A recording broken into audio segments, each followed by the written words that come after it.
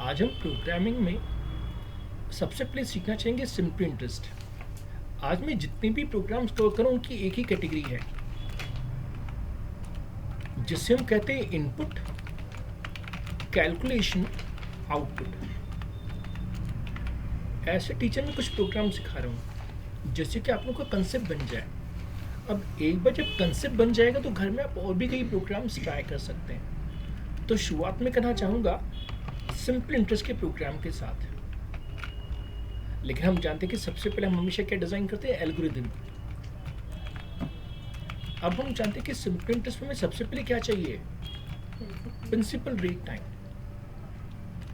अब principal rate time मिल जाए तो हमें फॉर्मूला अप्लाई करना क्या है, I equal to P into R into T upon 100। हम चाहे तो अमाउंट भी कैलकुलेट कर सकते, तो अमाउंट क्या होगी, जो प्रिंसिपल हमने दिया था प्लस इंटरेस्ट। और हमें प्रिंट करना है, हमें क्या प्रिंट करना है, दो चीज़ें प्रिंट करनी है, एक तो अमाउंट प्रिंट करना है, प्रिंसिपल प्रिंट करना है, और फिर फिनिश। अब एक बार हमारा एल्गोरिदम बन गया तो हम बनाना चाहेंगे उसका flow chart.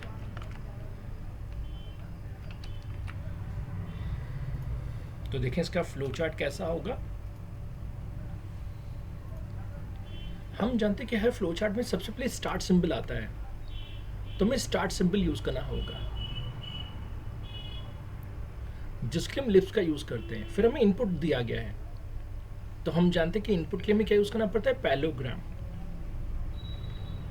Input P, R, T।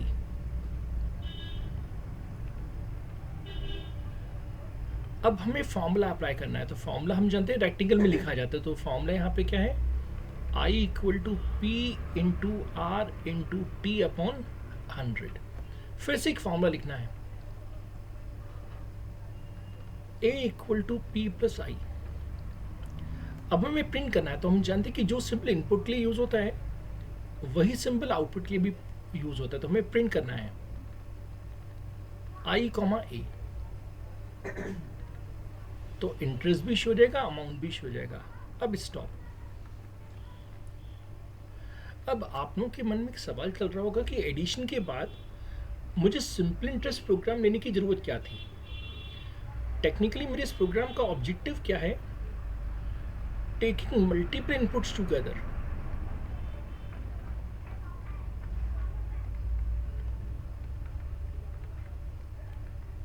कारण क्या कि अभी आपको मैंने एडिशन ऑफ टू नंबर सिखाया जिसमें ए को अलग इनपुट किया, बी को अलग इनपुट किया। लेकिन यहाँ पे मैं क्या चाहता हूँ, यहाँ मैं चाहता हूँ कि मेरा जो क्लाइंट है वो कीबोर्ड की मदद से मल्टीपल इनपुट करे।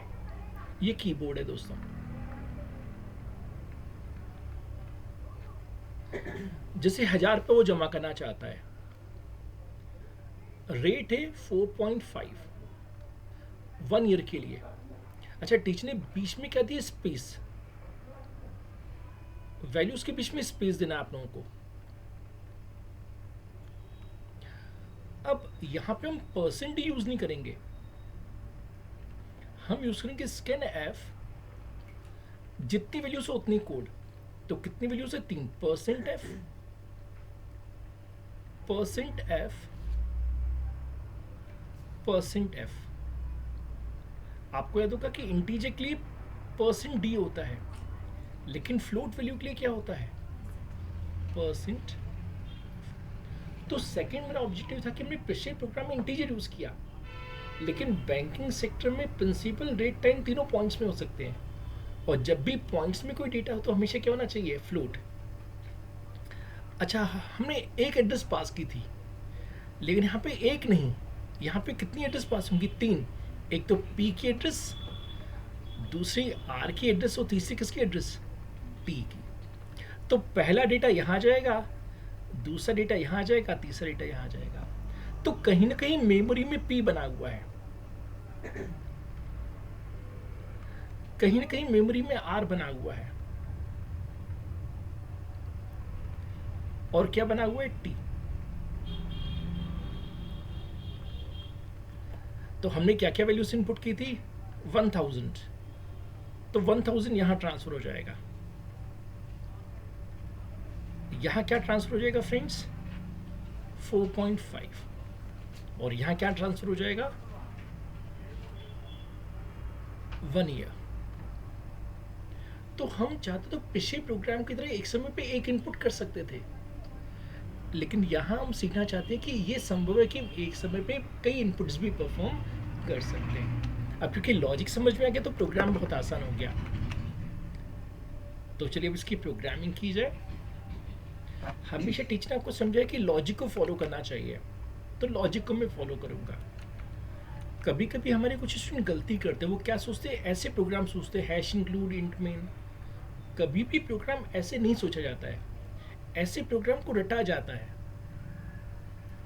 तो प्रोग्राम बनाने का सही तरीका क्या है? लॉजिक फॉलो करो। तो लॉजिक में सबसे पहले क्या लिखा है? हमें 3 इनपुट चाहिए। अब कोई टीचर में सिखाते कि इनपुट करते कैसे हैं, तो फिर तो काम आसान है। तो हमने अब इनपुट करना है, तो हम लिखा स्कैन एफ, जितनी वैल्यूज चाहिए। तो हमें 3 वैल्यू चाहिए, पहली पी के पास, दूसरी आर के पास और तीसरी किसके पास? टी के पास। अब देखिए अगले स्टेप में क्या कहा है, हमें फॉर्मूले लगाना है, 2 फॉर्मूले लगाने हैं। तो I equal to P into R into T upon 100। ऐसे ही A equal to P plus I. अब हमें जो है प्रिंट करने के लिए कहा गया है। हमने थोड़ी देर पहले सम प्रिंट किया था, अगर हमें सम प्रिंट करने आता तो हम अमाउंट भी प्रिंट कर सकते हैं। तो हम लिखेंगे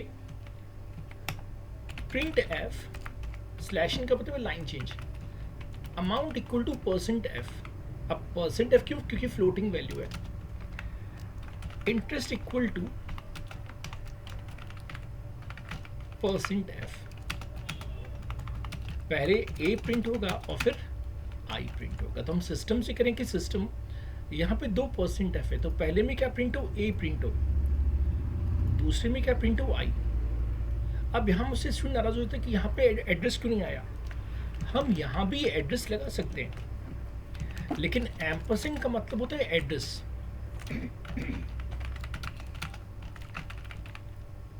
हमें वेरिएबल्स की एड्रेस उन्हें प्रिंट करनी है, हमें तो उनकी वैल्यू प्रिंट करनी है। यहाँ क्यों एड्रेस देनी पड़ी? क्योंकि डेटा उस एड्रेस पे जा रहा था, तो इनपुट के वक्त हमें एड्रेस देनी है, जैसे पोस्टमैन हमारे घर पे डिलीवर करता है कोरियर को। लेकिन जब हम डेटा को डिस्प्ले करेंगे तो एड्रेस नहीं, हमें क्या शो करना है? वैल्यू।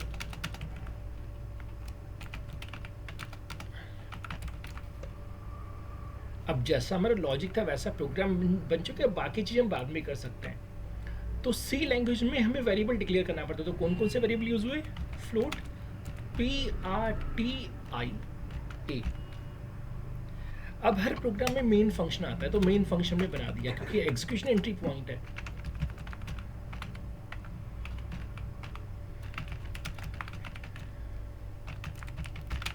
तो ऑपरेटिंग सिस्टम हमेशा कहाँ से एंट्री करेगा? मेन से। हम जानते हैं कि हर प्रोग्राम के लास्ट में क्या आता है?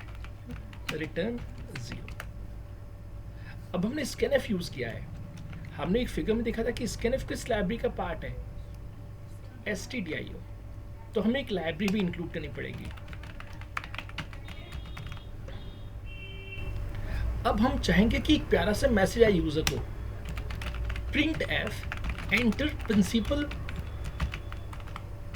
Space rate space time. तो हम यूजर को असिस्ट कर रहे हैं कि पहले प्रिंसिपल देना है, फिर रेट देना है, फिर टाइम।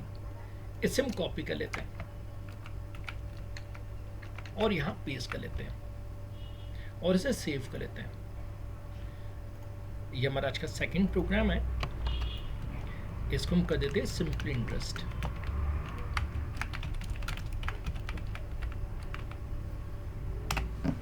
अब प्रोग्राम को फॉर्मेटिंग करना जरूरी है, तो हम राइट क्लिक करेंगे और यहाँ पे एक ऑप्शन है फॉर्मेट यूज अ स्टाइल। देखिए कोडिंग पूरी प्रॉपर्ली अरेंज हो गई, कारण कि कोड जब बड़ा होता है तो जब तक प्रॉपर्ली अलाइन नहीं होगा तब तक एरर ढूंढना मुश्किल हो जाएगा। जैसे थोड़ी देर के लिए आपको मैं पाइथन में लेके चल रहा हूँ और मैंने कुछ बड़ा सा कोड बना के रखा हुआ है। अब देखिए अगर इंडेंटेशन नहीं होगी, इसे इंडेंटेशन कहा जाता है, तो उस केस में हम डिसाइड नहीं कर पाएंगे कि किसके अंदर क्या है। तो जब भी हम प्रोफेशनल लाइफ में प्रोग्राम बनाते हैं तो we always have to perform indentation. आप देखिए कितने लाइन्स है इस प्रोग्राम में। तो डेफिनेटली कोड एक दिन में नहीं बना था, पाइथन में कई क्लासेस मिला के ये प्रोजेक्ट बना था। तो definitely we have to write lot of code. तो इंडेंटेशन इज मस्ट। लेकिन thanks to the code blocks में हमने राइटली क्या क्या कहा, फॉर्मेट यूज अ स्टाइल। अब इसे कंपाइल किया जाए और रन किया जाए। अब सिस्टम से पूछा है प्रिंसिपल कितना, तो मैंने कहा 1000, रेट कितना 4.5 और टाइम कितना 1 ईयर। तो सिस्टम कह रहा है भाई भूपेंद्र तुम्हें ये अमाउंट मिलेगा 45 रुपये, क्योंकि ब्याज मिला था तो 1045 और 45.000। लेकिन हमारे बैंकर हमसे नाराज हैं। हम जानते कि बैंक में कितने डिजिट्स में शो होता है डेसिमल्स, 2। तो बैंकर मुझे कहेगा सर आप मुझे यहाँ पे 2 डेसिमल्स लेके दिखाइए। तो यहाँ लिखेंगे 0.2। 0.2 का मतलब है कि पॉइंट के बाद कितने डेसिमल्स, 2 डेसिमल्स। तो घर में जब आप प्रोग्रामिंग करेंगे तो पहले सिंपली परसेंटेज लिखेंगे और फिर परसेंटेज में आप लिखेंगे 0.2। अब कंपल्सरी कि हम 0.2 लिखें, हम 0.3 भी लिख सकते हैं। लेकिन बैंकिंग सेक्टर में कितने डेसिमल चाहिए, 2 डेसिमल्स। अब हम कुछ और अमाउंट दे देते हैं, जैसे 300 रुपीज़ है मेरे पास 5.0% से और 3 ईयर के लिए। अगेन इंटरेस्ट सेम वही आया, क्योंकि 30 का 5% इंटू 3 ईयर्स तो कितना आ गया 45 रुपीज़। तो टोटल में कितना हो गया 345 रुपीज़ में। लेकिन अब हमें डेसिमल्स कितने मिल रहे हैं, केवल 2 डेसिमल्स शो हो रहे हैं।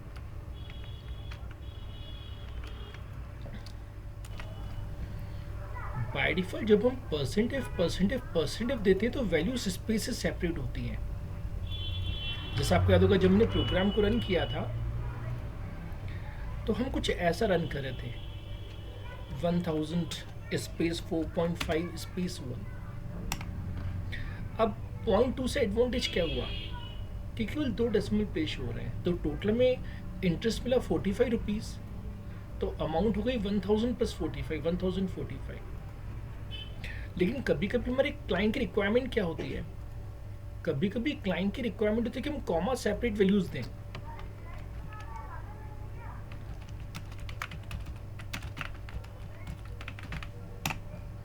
तो हम अगर चाहते हैं कि वैल्यूज के बीच में कॉमा देना संभव हो तो परसेंटेज के बीच में भी क्या देते कॉमा। जैसे स्कूल लाइफ में जब हम डेट लिखते थे कॉपी में तो हम स्लैश लगाते थे। जैसे क्या लिखते थे 1 दिसंबर 2021।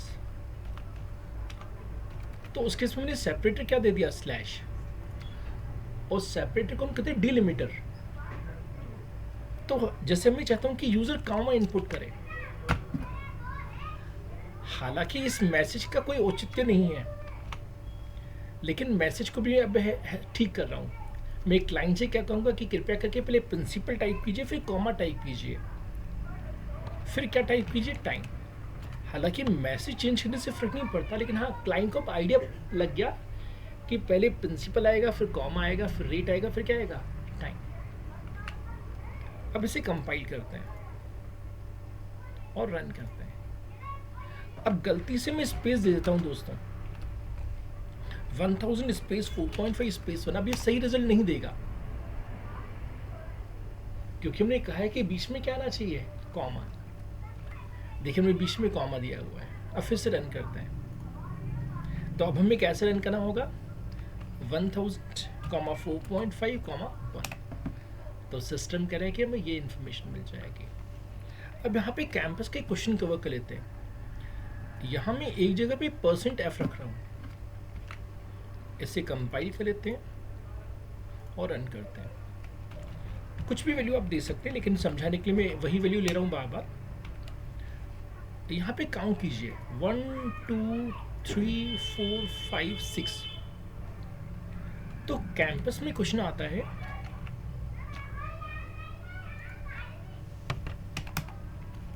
इसे कैंपस क्वेश्चन 1 कर दिया जाए। इसे कैंपस क्वेश्चन 2 कर दिया जाए. By default how many decimal places %f and %lf shows. तो आंसर क्या था फ्रेंड्स? 6 decimal places. आप देखा कि जब हमने %f कहते तो कितने डेसिमल्स आए थे? 6 डेसिमल्स. अब कैंपस में अगला क्वेश्चन आता है कि how we can specify number of decimals to show.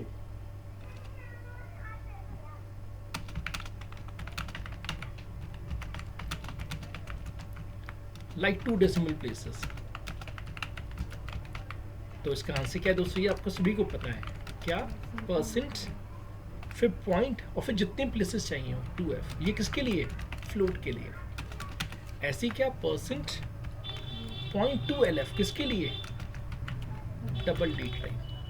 क्योंकि कुछ दिन पहले हमने डेटा टाइप कवर किया था कि कैर के लिए यूज होता है %c, इंटीजर के लिए %d, फ्लोट के लिए %f और डबल के लिए क्या? %lf. अंतर क्या है कि फ्लोट कंज्यूम करता है 4 बाइट्स और केवल 8 प्लेसेस तक एक्यूरेट है. डबल कंज्यूम करता है 8 बाइट्स और वो 16 डेसिमल प्लेसेस तक एक्यूरेट है. तो जहाँ जहाँ हमें साइंटिफिक कैलकुलेशन करनी हो, जहाँ डेसिमल प्लेसेस का महत्व हो, तो वहाँ पे हमेशा क्या यूज करना चाहिए? डबल. जैसे नासा के वैज्ञानिक या इसरो के वैज्ञानिक सैटेलाइट लॉन्च करते हैं और जरा सा भी कैलकुलेशन मिस्टेक तो प्रोजेक्ट फेल. तो जहाँ भी साइंटिफिक कंपटीशन हो वहाँ पे डबल डेटा टाइप, और जहाँ फ्रैक्शनल प्लेसेस का ज़्यादा महत्व ना हो वहाँ पे कौन सा डेटा टाइप? फ्लोट. अभी हमने पिछले प्रोग्राम में यूज किया float data type.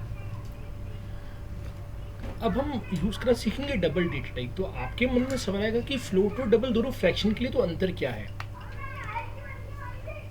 Float is accurate only up to 8 decimal places, whereas double data type is accurate up to 16 decimal places. That's why it is called double.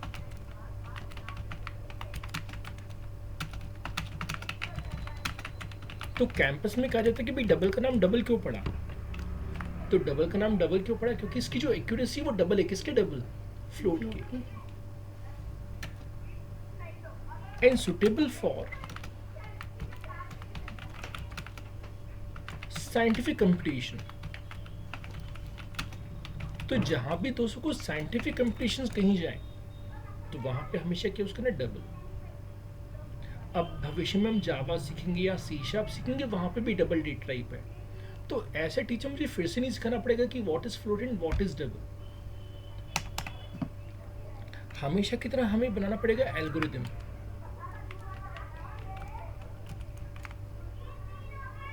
तो हमें school में पढ़ाया गया था Einstein energy equation school life में.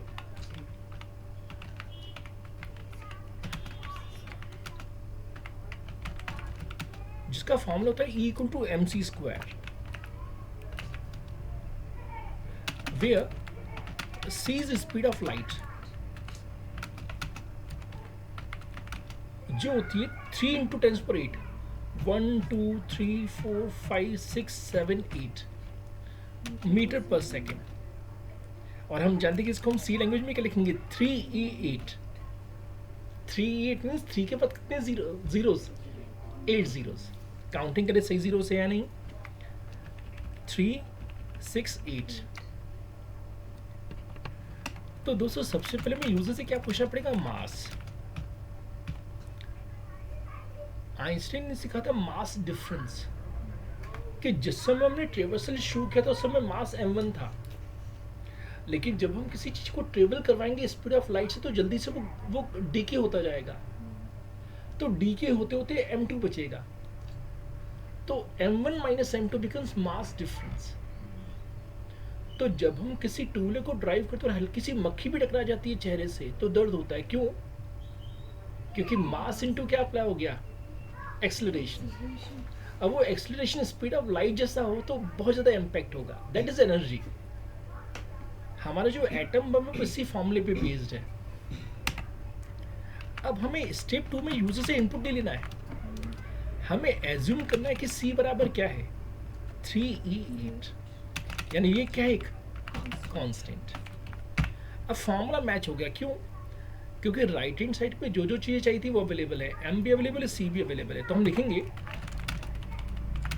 E equal to M into C into C, यानी square. या हम चाहे तो लिख सकते हैं E equal to M into POW, C का पार्ट 2, क्योंकि MC स्क्वायर करना है, जिसके लिए C लैंग्वेज में हमें क्या यूज करना पड़ेगा?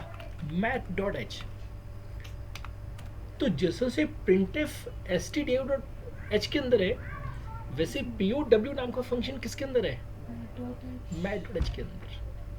तो मुझसे कैंपस में पूछा गया कि मैं ये लिखूं ज़्यादा एफिशिएंट रहेगा कि ये लिखूं ज़्यादा एफिशिएंट रहेगा।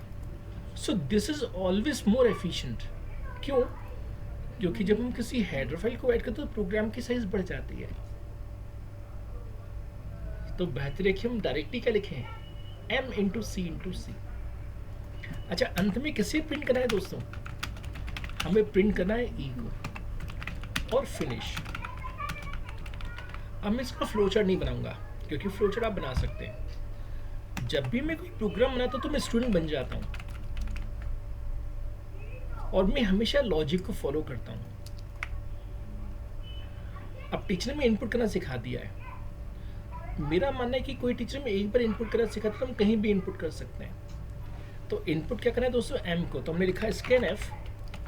अब %lf क्यों दोस्तों? क्योंकि हमने अभी भी डिस्कस किया कि डबल क्लिक का यूज होता है LF। हमारा ऑब्जेक्टिव यहाँ पे क्या है? Double data type.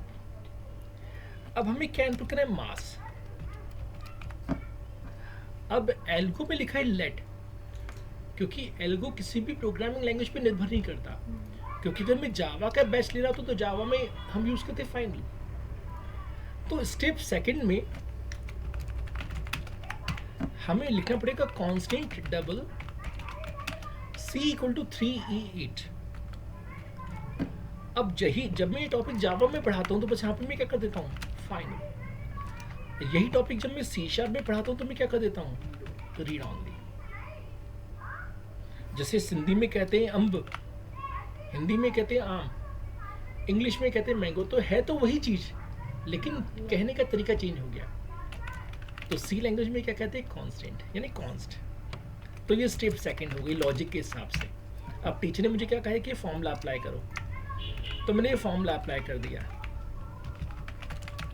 लेकिन यहाँ पे मैं ऐसा नहीं लिखूंगा, मैं लिखूंगा M into POW of C, 2, क्योंकि हमारा ऑब्जेक्टिव क्या था? math.h को सीखना। हाँ, अलग से हम लिख देते हैं कि हाँ हम चाहते तो ऐसा भी लिख सकते थे। क्या लिख सकते? E equal to M into C to C। तो जो घर में आप लोग प्रोग्रामिंग करें तो 1 बाय 1 दोनों टेक्निक को ट्राई कीजिएगा। अब टीचर ने अंतिम स्टेप पे लिखी है E। अब मैं स्टूडेंट हूँ दोस्तों, तो मैं सोचूंगा कि टीचर ने पहले कैसे प्रिंट करवाया था। तो टीचर ने ऐसे प्रिंट करवाया था। अब टीचर ने अगर हमें ऐसे प्रिंट करना सिखाया है तो डेफिनेटली हम आगे भी प्रिंट कर सकते हैं, बस यहाँ पे फोर्स नहीं। यहाँ क्या प्रिंट करनी है? एनर्जी। अब यहाँ पे %f नहीं, यहाँ पे क्या आएगा? %lf। अब मैं चाहता हूँ 16 प्लेसेस तक शो हो, तो मैंने क्या लिख दिया? 0.16। अब 0.16 क्यों? क्योंकि बाय डिफॉल्ट कितने प्लेसेस दिखते हैं? 6। जबकि मैं चाहता हूँ कि आंसर कितने डेसिमल्स तक आए? 16 डेसिमल तक। अब f नहीं, e। अब मैं फिजिक्स की क्लास में बैठा हूँ तो टीचर कहेगी भाई यूनिट भी प्रिंट करवाओ, तो हम जानते हैं कि एनर्जी को हम किससे मेजर करते हैं? जूल्स से। अब प्रोग्रामिंग की फॉर्मेलिटी क्या क्या हमने यूज किया? तो हमने यूज किया M, C हम ऑलरेडी डिफाइन कर चुके हैं, और क्या यूज किया है? E। अब हेडर फाइल चाहिए क्योंकि प्रोग्राम एग्जीक्यूशन के साथ साथ मेन फंक्शन में हेडर फाइल भी चाहिए, तो 2 हेडर फाइल लगेंगी, एक तो stdio.h, दूसरी mat.h। हम यूजर को एक प्यारा सा मैसेज देना चाहेंगे, क्या? printf एंटर मास इन kg। अंडरस्टूड है कि kg में ही होगा वो।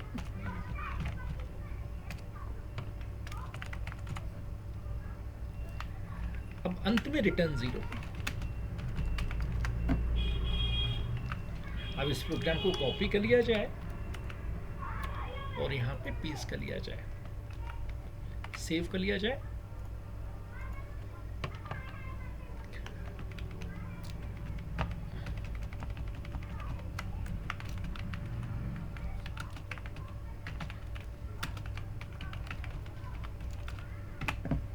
अब हमेशा की तरह राइट क्लिक क्या कहा फॉर्मेट यूज अ स्टाइल, तो कोडिंग हमारी फॉर्मेट हो गई। इसे कंपाइल किया जाए, एवरीथिंग इज फाइन। अब इसे रन किया जाए। मुझे यूनिट मास बहुत पसंद है, तो 1 किलो का यूरेनियम मान के चलते हैं, क्योंकि एटम बम में यूरेनियम यूज होता है दोस्तों। तो देखिए कितनी एनर्जी जनरेट होगी, मुझे गिनना भी नहीं आता। यूनिट 10, 100,000, 10,000, लाख, 10 लाख, करोड़, 10 करोड़, अरब, 10 अरब, खरब, 10 खरब, उसके आगे मुझे नहीं आता। और यहाँ पे 16 प्लेसेस क्यों शो हो रहे हैं? क्योंकि हमने सिस्टम से रिक्वेस्ट की थी कि हमें कितने प्लेसेस का आउटपुट चाहिए, 16 प्लेसेस का आउटपुट चाहिए। यही करने कि 1 kg यूरेनियम बहुत बड़ा हो जाता है।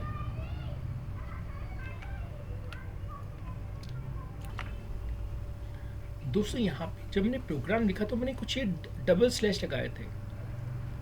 इन डबल स्लैश को हम कहते हैं कमेंट्स। तो देखिए कमेंट्स का मीनिंग क्या है। Comments are the lines ignored by compiler।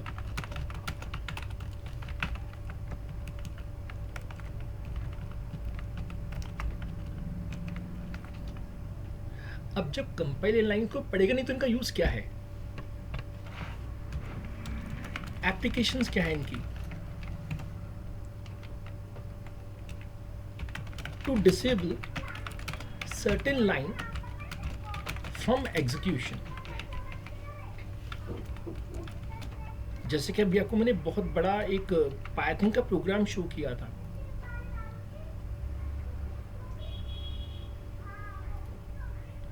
अब जैसा कि मैंने आपसे इससे मैंने कहा कि प्रोग्राम में एक दिन में तो बना नहीं पाता हूँ, बहुत सारे दिन लग जाते हैं इस प्रोग्राम को बनाने में। तो देखिए दोस्तों यहाँ पे मैंने डेट डाली हुई है कि ये लॉजिक मैंने कब सोचा था, 30 नवंबर को। ये मैंने कब सोचा था, 10 नवंबर को। ये फीचर मैंने कब इंट्रोड्यूस किया, 13 नवंबर को। अच्छा, अब मैं अपने स्टूडेंट को ये कोड सेंड करता हूँ, तो बेचारे स्टूडेंट को कैसे पता चले कि सर ने यहाँ पे क्या किया है? तो यहाँ हमने डॉक्यूमेंटेशन की हुई है। तो कंक्लूजन निकला कि कभी कभी हमें कुछ लाइंस को इग्नोर करना पड़ता है। जैसे ये पूरा लॉजिक मुझे लग रहा था कि गलत है, इसको मैंने कमेंट कर दिया है। तो एप्लीकेशन समझ में आ गई कि कभी कभी हम चाहते हैं कि कुछ लाइन एग्जीक्यूट ना हो। Second, to document the code, to explain logic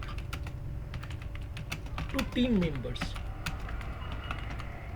अभी क्योंकि आप बिगनर हो तो 10-15 लाइन का प्रोग्राम आप सीख रहे हो, लेकिन यहाँ पे आप आके बिगनर नहीं कहलाओगे,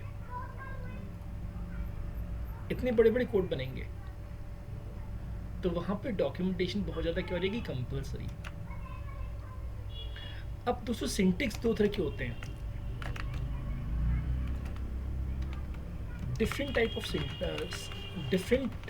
type of comments in C++। पहला होता है दोस्तों मल्टीलाइन कमेंट।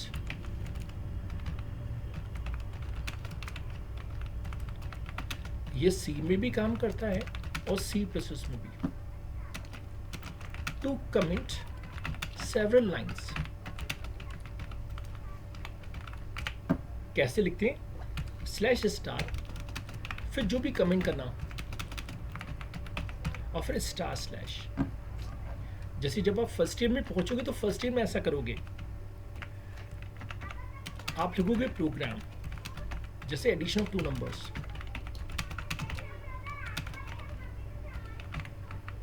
फिर लिखोगे बाय, जो भी आपका नाम हो। फायदा क्या होगा कि टीचर जब आपकी फाइल चेक करेंगे तो उनको पूरा प्रोग्राम नहीं पढ़ना पड़ेगा, वो हेडिंग्स ही समझ जाएंगे कि ये प्रोग्राम आपने बनाया है। सेकंड, आपके प्रोग्राम की कोई फोटोकॉपी नहीं करवा पाएगा, क्योंकि फोटोकॉपी करवाएगा तो नाम आपका आ जाएगा। तो जब भी हम प्रोफेशनल लाइफ में वर्क करते तो वी ऑलवेज डू कमेंट। तो यहाँ पे हमने सीखा कि हम शुरुआत कहाँ से करते हैं, स्लैश स्टार से, और एंडिंग कहाँ से करते हैं, स्टार स्लैश। दोस्तों जो सेकंड है वो है single line comment.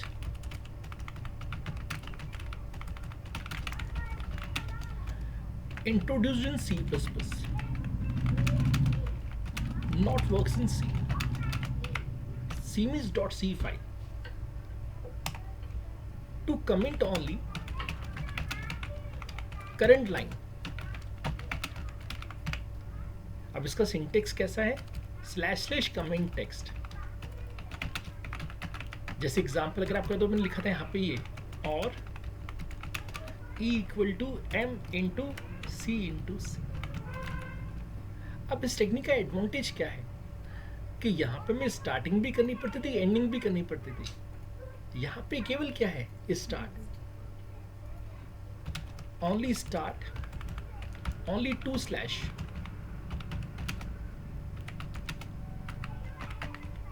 At the beginning.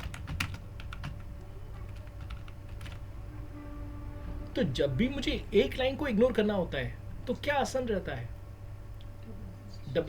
हाँ, लेकिन अगर मुझे मल्टीपल लाइंस को डिसेबल करना हो तो व्हाट आई कैन यूज, */। यानी कहां से शुरू करना है और कहां पे एंड करना है।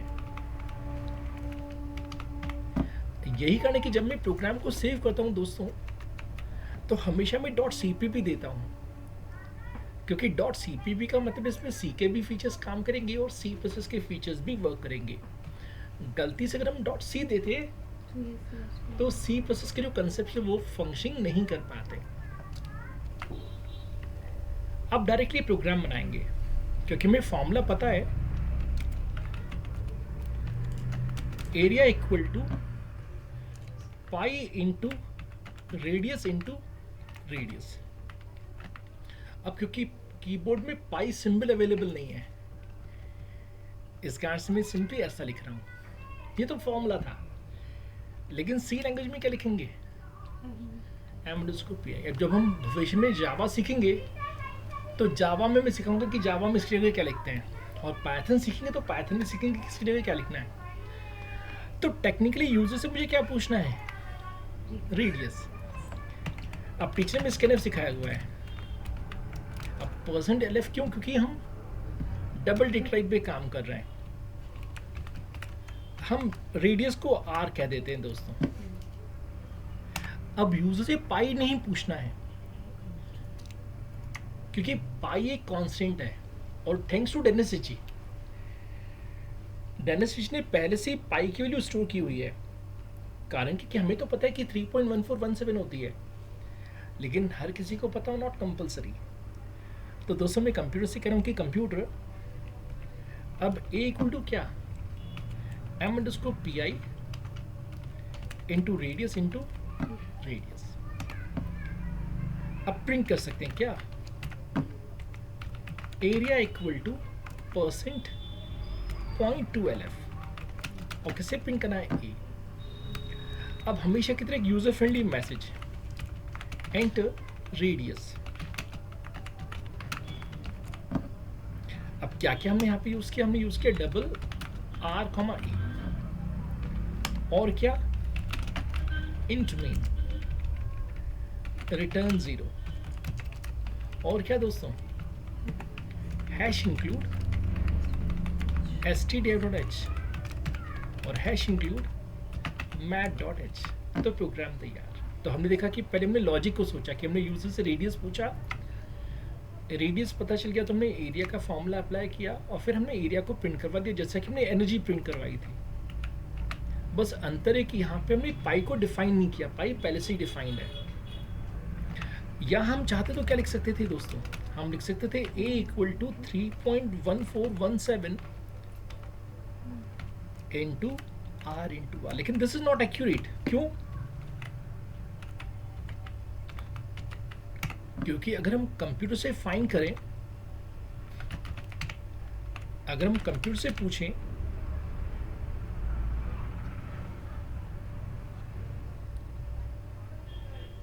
22/7, तो ये वैल्यू बहुत बड़ी होती है दोस्तों। तो क्योंकि ये वैल्यू बहुत बड़ी है तो ये एक्यूरेट वैल्यू मैंने नहीं टाइप की है, तो बेहतर है कि हम ऐसा ना टाइप करके कैसे टाइप करें।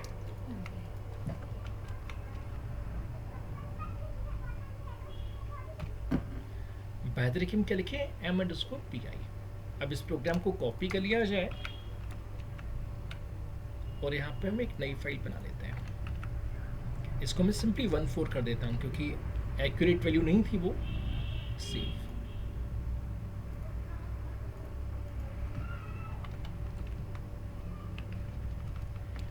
एरिया ऑफ सर्कल,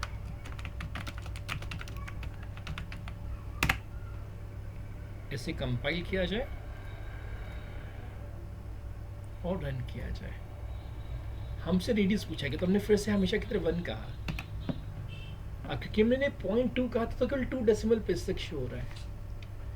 काश यहाँ पे मैं क्या कह देता 0.16 LF, तो मैं आंसर कितने प्लेस तक मिलता, 16 प्लेस तक। तो कंपाइल देन रन, हमने कहा 1 और आप देख सकते हैं हमें डिफरेंट वैल्यू मिल रही है 6.1 इंटू 1 इंटू 3.14। तो हमारे जो डेनिस रिची हैं उनने ये कांस्टेंट वैल्यू दे के रखी हुई है। तो हमें क्या मिल गया, एरिया ऑफ सर्कल मिल गया। इसमें वो पावर वाली भी चीज यूज कर सकते थे। अंत में दोस्तों आप लोगों को सेल्सियस यूजर से पूछना है, हमें सी यूजर से पूछना है, और सेल्सियस के बेसिस पे क्या निकलना है, फ़ारेनहाइट। फॉर्मूला मैंने आपके लिए लिख दिया है। तो ये बहुत ही आसान सा क्वेश्चन है कि आपको यूजर से सी पूछना है और ये फॉर्मूला अप्लाई करके क्या निकालना है, एफ। कुछ क्वेश्चन मेरे दोस्तों को मेन प्रोग्राम के अंदर ट्राई करने हैं, जिसे एक मैं आपको करके दिखा रहा हूं।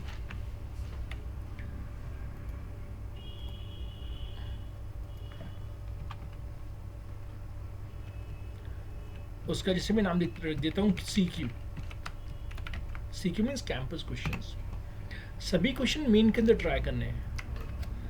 तो रैंडमली मैं एक करके दिखा रहा हूँ दोस्तों को जो मेरा पसंद का है। Print F %C %C %C %C। मैंने 4 लगाए हैं और मैं लिख रहा हूँ 3 4 5 6। Now this is campus question. Interview में पूछा जाता है कि इसका आंसर क्या आएगा। इसे सेव करते हैं, कंपाइल करते हैं और रन करते हैं। तो दोस्तों आप सभी ने स्कूल लाइफ में पढ़ी थी प्रोबेबिलिटी थ्योरम मैथमेटिक्स में। ताश की गड्डी में हार्ट, डायमंड, क्लब, स्पेड।